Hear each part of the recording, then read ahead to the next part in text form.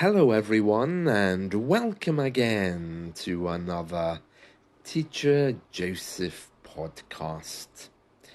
Well, this is carnival season, and I know that many of you around the world will be enjoying visiting the carnival. Many of you will know that the word carnival means to leave the meat or to say goodbye to the flesh. And that's because in history, you were required to give up eating meat for a time before Easter, or you were required to give up something at the time before Easter. This tradition of having a party before you had to sacrifice something is something which has continued through time. So even though people aren't very religious anymore, they still have this big party before the Easter season comes. The 40 days before Easter, historically, was a time when you shouldn't really be partying or enjoying yourself. And for some people today, it still means not eating meat.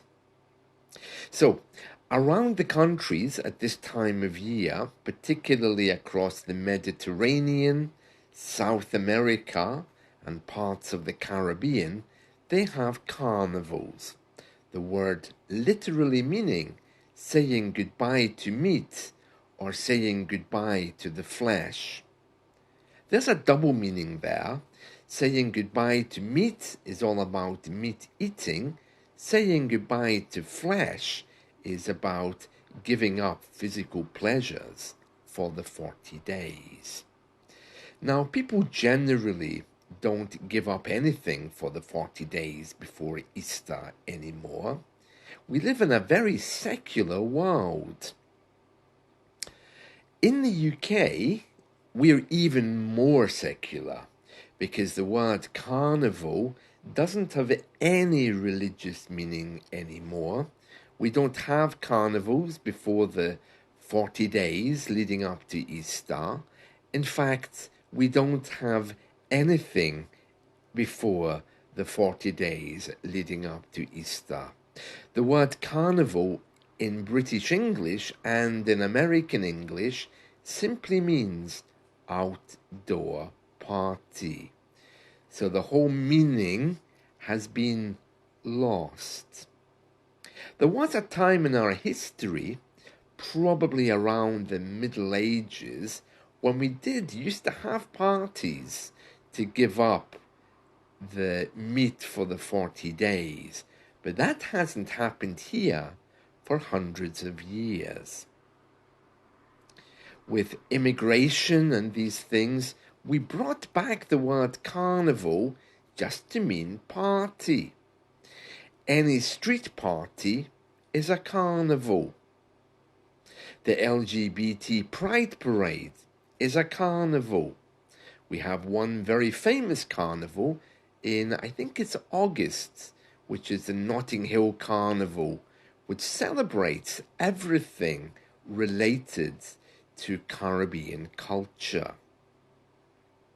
In some parts of the world, there are carnivals at other times of the year as well, especially before special religious days.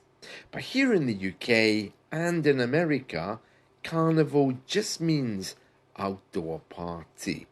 So if you're having a party and it's outside on the streets, you can call it a carnival. It has nothing to do with giving up meat, nothing to do with Easter.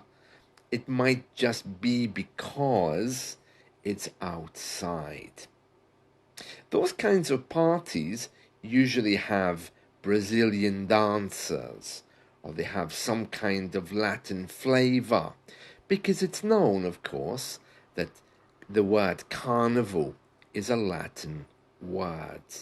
But here in the UK, a carnival can take place at any time, at any moment, and there's nothing about it which is related to anything older.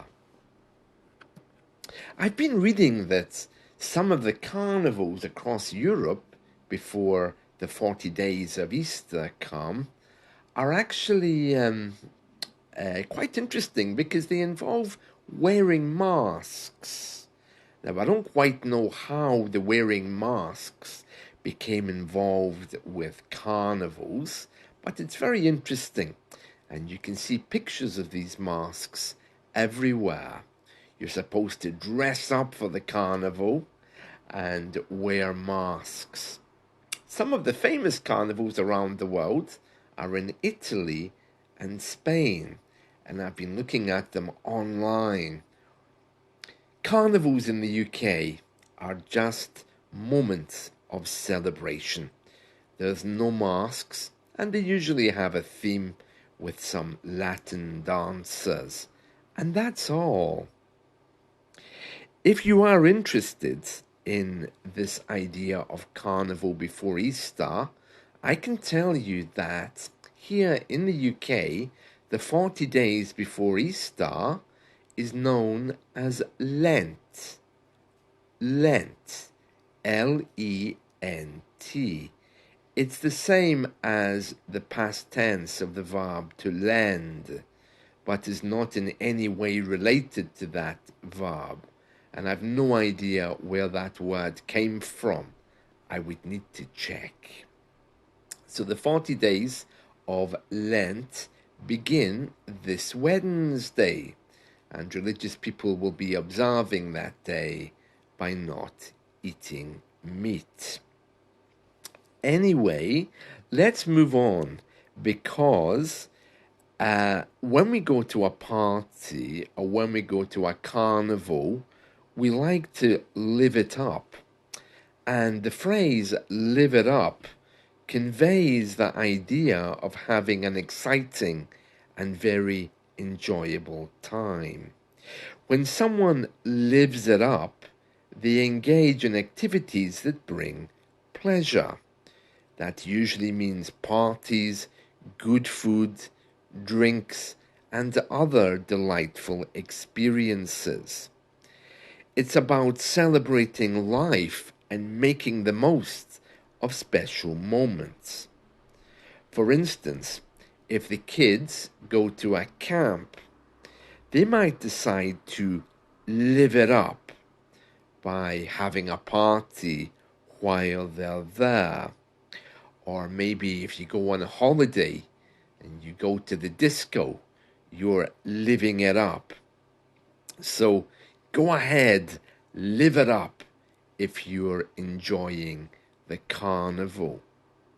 Now, I'm going to explain this phrase, live it up, with some music. Now, there's a song. There's always a song, isn't there, in my podcasts? And this song is called Live It Up. Live It Up. So we're going to go through the lyrics of this song. Just as we're doing that, I just want to begin by telling you that live it up can be used in many different grammatical constructions. He's going to live it up. He will be living it up as he's on a holiday. I haven't ever heard anyone use it in the past. While he was away, he lived it up. I haven't heard that, but in the future and in the present, it's a very common thing to say, to live it up. He'll be living it up on his holidays. Well, he deserves some time away to live it up. It just means to enjoy the party. So here we are, live it up, with a band called Mental as Anything. Now, this song, I believe, was from a movie, and you really have to listen to it, especially if you're having a sad day or you want some excitement while driving to work. I'm sure you know it. It's a very famous song, and I don't remember the movie that it came from. So the band, they're talking about a woman, and it looks like they are singing about this particular woman. If you can imagine a scenario, a woman at a party, and a man is inviting her to have a nice time at the party. So he says to her, "How can you see looking through those tears?" That's the tears in her eyes. "Don't you know you're worth your weight in gold?" Now, this is a lovely English idiom. If you say something is worth their weight in gold or worth its weight in gold, you're talking about the value. So it's a nice thing to say to your girlfriend or boyfriend today. Don't you know you're worth your weight in gold? And then it says, "I can't believe that you're alone in here. Let me warm your hands against the cold." A little bit creepy by today's standards, maybe. But anyway, we'll let him get close to her and then we'll see what he says, okay? So the next verse he says to her, "A close encounter with a hard-hearted man." So he's obviously referring to her previous relationship. And then he says, "Who never gave half of what he got." So what he's saying there is he didn't return the love you gave to him. Okay, he never gave half of what he got from you. And then he says, "That has made you wish that you'd never been born. That's a shame, because you've got the lot. You've got everything." Oh, nice song, isn't it? So he's being nice to her, presumably because he wants something. But anyway, and then he says in the chorus, "Hey, yeah, you with the sad face, come up to my place and live it up. You beside the dance floor," so he means standing beside the dance floor, "what do you cry for? Let's live it up."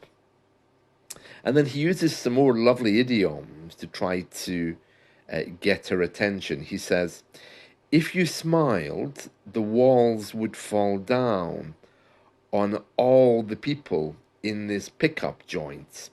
A pickup joint is a derogatory term for a place which is there for young people to meet each other for the sole purpose of enjoying physical pleasure. So, for example, your mother might tell you, "Don't go to that pub. You know it's only a pickup joint. It's where men pick women up only for physical pleasure." Likewise, maybe people who go there aren't really nice people. So he's saying, if you smiled, the walls would fall down on all the people in this pickup joint. So neither of them are in a very nice place, are they? And then he says, "But if you laughed, you'd level this town." Level means to destroy, to completely knock everything down. "Hey, lonely girl, that's just the point." And so he's saying, smile, you change everything, basically. He's obviously being nice to her, isn't he? And then he says again, "Hey there, you with the sad face, come up to my place and live it up. You beside the dance floor, what did you cry for? Let's live it up." Very sad if she's standing in a disco alone, crying. Very sad. Anyway, then she says, or he says, "Just answer me the question why you stand alone by the phone in the corner and cry." Yeah, these were the days before cell phones, before mobile phones. Do you remember? If we were waiting for a date to come, we used to hang around the bar or at the phone, waiting to see if our lover would call to cancel or why they were running late. Yeah. And then he says the same thing again, that she's worth her weight in gold. And how if she smiled, the walls would fall down. And he repeats that again and again. Okay, so those verses are simply repeated, and the chorus, of course, is "Hey there, you with the sad face, come up to my place and live it up. You beside the dance floor, what do you cry for? Let's live it up." So a lovely song, a lovely song. Um, yeah, I don't remember the name of the movie. I'll need to check. But yeah, it was very famous in Australia. Oh yes, it was in Crocodile Dundee, apparently. Yeah, that's what made the song famous in 1985. So if you're feeling down today, go and live it up. Doesn't have to be at a party. You can go to the shops and use a credit card, buy lots of things. Of course, I would never encourage you to get into debt, but just do what you can to cheer yourself up. Or better still, go and Google this song because it's truly lovely and I'm sure it'll lift your spirits. So, if this is carnival time for you, or if you're enjoying the countdown to some kind of religious celebration with or without the mask, then I wish you all the best. And I'm going now to make a lovely breakfast. That's my idea of living it up. See you. Bye.